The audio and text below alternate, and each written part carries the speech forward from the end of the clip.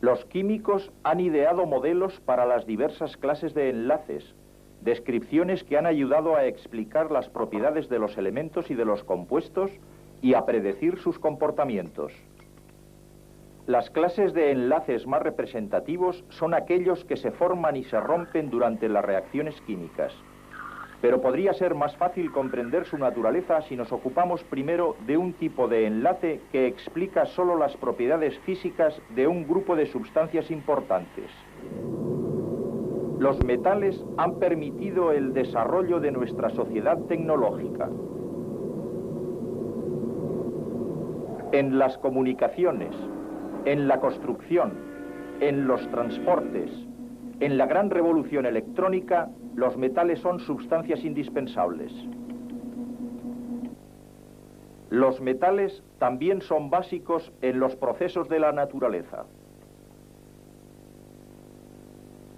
En la tabla periódica de los elementos, los metales se encuentran todos en la misma zona y tienen una serie de propiedades similares que pueden ser explicadas por los enlaces metálicos que se encuentran solamente entre los átomos de los metales. Este tipo de enlace, como todos, está basado en la estructura atómica. Podemos considerar la estructura del metal sodio, por ejemplo, como un caso típico. Un átomo de sodio es eléctricamente neutro. En su nivel de energía más externo tiene un electrón. Es un electrón de valencia. Los electrones de valencia están implicados en los enlaces. Este electrón está tan débilmente atraído por el núcleo de su átomo que en una gran agregación de estos átomos, el efecto es una nube de electrones de valencia negativamente cargados fluyendo entre los átomos, regularmente ordenados y que han perdido sus electrones exteriores permanentes. Esto proporciona a los átomos una carga positiva, así que podemos llamarles iones. Es la atracción entre los iones cargados positivamente y la nube de electrones negativos fluyendo entre ellos lo que enlaza todos los átomos para formar los elementos metálicos. Bajo el microscopio podemos observar cómo se forman los enlaces metálicos con átomos del metal plata ordenándose a sí mismos en estructuras muy precisas, conocidas como cristales. Una pauta repetida, llamada red cristalina, está en construcción. Como los átomos se mueven dentro de esta red, ellos liberan sus electrones convirtiéndose en iones positivos. El enlace metálico puede explicar las propiedades comunes de los metales. ¿Por qué los metales tienden a tener brillo? Las ondas luminosas están implicadas en ello y tienen una cierta frecuencia de vibración. Ellas hacen que la nube de electrones de la superficie externa del metal oscile a la misma frecuencia cuando las ondas los alcanzan. Esta energía adicional es radiada hacia afuera por los electrones y podemos verla como una reflexión de la luz y la superficie aparece brillante. Estos electrones externos móviles explican muchas otras propiedades que les son características. Cuando existe una diferencia de voltaje entre dos partes de un metal, la fuerza eléctrica produce con facilidad un movimiento de los electrones libres. Esto explica su alta conductividad eléctrica. Los metales son también buenos conductores de calor. El calor produce una elevada energía cinética en los electrones libres que forman parte del enlace metálico. Los electrones se mueven y ceden su energía extra a los electrones con menor energía, y estos pasan su nueva energía de la misma forma. Por esta razón, el calor es fácilmente conducido a través del metal. Los metales son dúctiles y maleables. Bajo una presión física, las redes que forman los cristales de los metales vuelven a formarse a sí mismas. Las hileras de iones separados de la red se deslizan uno al lado de otro, pero mientras la separación no sea demasiado grande, la atracción entre la nube electrónica y los iones, el enlace metálico, es lo suficientemente fuerte para evitar que el metal se rompa. Al contrario, la red toma simplemente una nueva alineación. El metal cambia de forma sin romperse. El enlace metálico es casi la fuerza que mantiene unida nuestra sociedad tecnológica, basada en los metales. En los elementos metálicos, todos los iones atraen a todos los electrones, y los iones son todos de una sola clase. En un segundo tipo de enlace, la fuerza de atracción se produce solamente entre los iones de sustancias diferentes. Cuando un metal activo como el sodio interacciona con un no metal activo como el cloro, el resultado es uno de nuestros compuestos más familiares, la sal común de mesa, el cloruro de sodio. Como los metales, la sal forma cristales.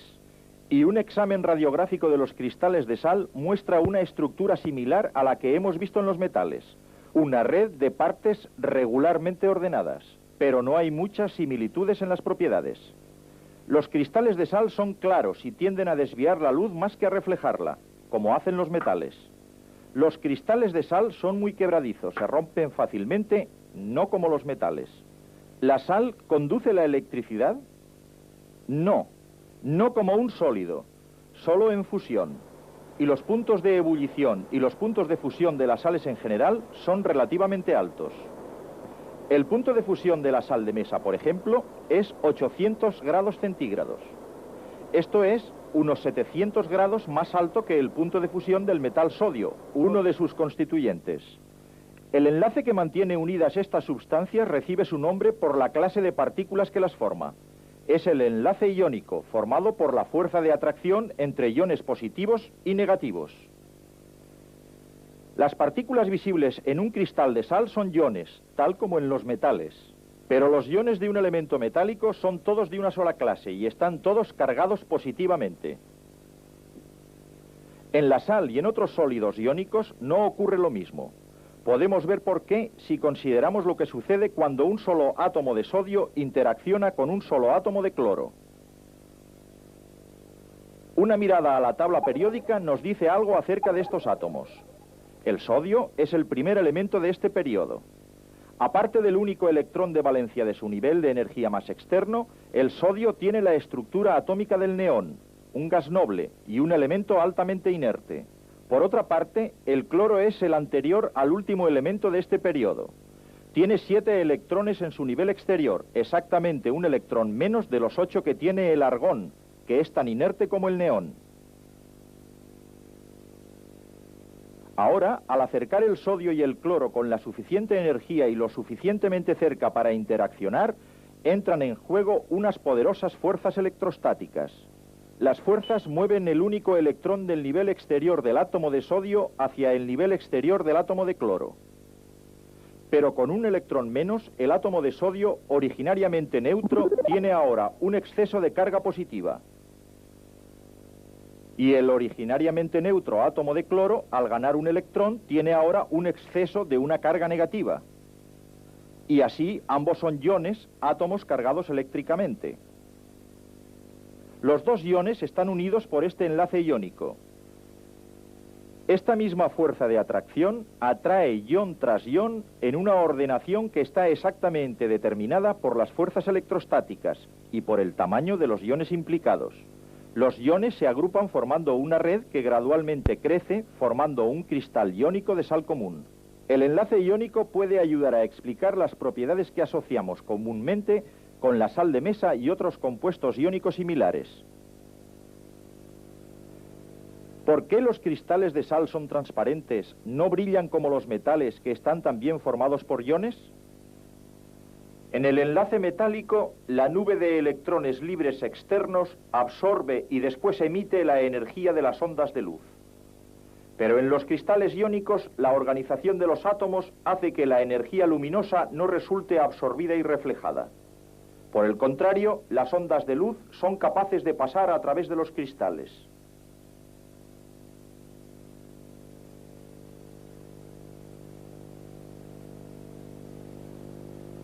¿Por qué es tan quebradizo un cristal de sal? Cuando un cristal es sometido a una tensión, la orientación de sus partes positiva y negativa resulta cambiada. Los iones positivos estaban alrededor de cada ion negativo y los iones negativos alrededor de cada ion positivo. Pero ahora los iones con las mismas cargas llegan a estar muy cerca unos de otros. ¿Y qué ocurre? Una repulsión, puesto que las cargas del mismo signo se repelen, y de este modo la estructura se rompe. El cristal se hace añicos. Y en cuanto a la conductividad eléctrica, aunque todas las partes del cristal de sal están cargadas, iones positivos y negativos, no hay partes con carga para fluir libremente como la nube de electrones de un metal. Todos ellos están sujetos en su lugar. Por consiguiente, cuando una diferencia de voltaje es aplicada a la sal sólida, no hay movimiento de las partículas cargadas. Por la misma razón, la energía calórica no resulta bien transmitida por la sal y otras sustancias iónicas en su fase sólida. Y los puntos de ebullición y de fusión son altos a causa de la fortaleza de los enlaces iónicos, siendo muy fuertes particularmente entre los metales activos y los no metales. Cuando la sal se funde, los enlaces que mantenían unidos a los iones se rompen y los iones ya no están sujetos por más tiempo a su rígida estructura. Ahora, una diferencia de voltaje ejerce su efecto. Libres para moverse, los iones negativos de la sal fundida son repelidos por la carga negativa de un electrodo. Su movimiento hacia el electrodo positivo constituye un flujo de corriente eléctrica. Pero puesto que los iones son considerablemente más pesados que los electrones, son más difíciles de mover y por esto una sustancia iónica fundida no conduce la electricidad tal como lo hace un metal. Así, hemos tratado de los átomos de los metales que forman elementos con enlaces metálicos y de los átomos de los metales activos y de los no metales que forman compuestos con enlaces iónicos. Ahora, para ilustrar una tercera clase de enlaces, vamos a examinar el azufre. El azufre, como muy pocos elementos, se encuentra en la naturaleza en forma casi pura y es un no metal. No es un buen conductor de la electricidad, ni en estado líquido, tal como son las sales y los metales, ni en estado sólido, como solo son los metales. Ahora tomemos un compuesto, agua por ejemplo. Tampoco conduce la electricidad muy bien, ni como un sólido, ni como un líquido. El agua está formada de dos no metales, hidrógeno y oxígeno. Estos elementos tampoco conducen la electricidad fácilmente en ninguna fase. Así podemos concluir razonablemente que ni los electrones libres ni los iones son partes de estas sustancias. Lo que el azufre, el agua, el hidrógeno y el oxígeno tienen en común es que cada uno de ellos está compuesto por moléculas, dos o más átomos químicamente enlazados. Los 8 átomos del azufre están unidos entre sí para formar una molécula individual de azufre. 2 átomos de hidrógeno y un átomo de oxígeno se unen para formar una molécula individual de agua. 2 átomos de hidrógeno forman una molécula de ese gas. 2 átomos de oxígeno forman también una molécula de ese gas. Una molécula es la unidad más pequeña de una sustancia que retiene las propiedades químicas de tal sustancia. Vamos a considerar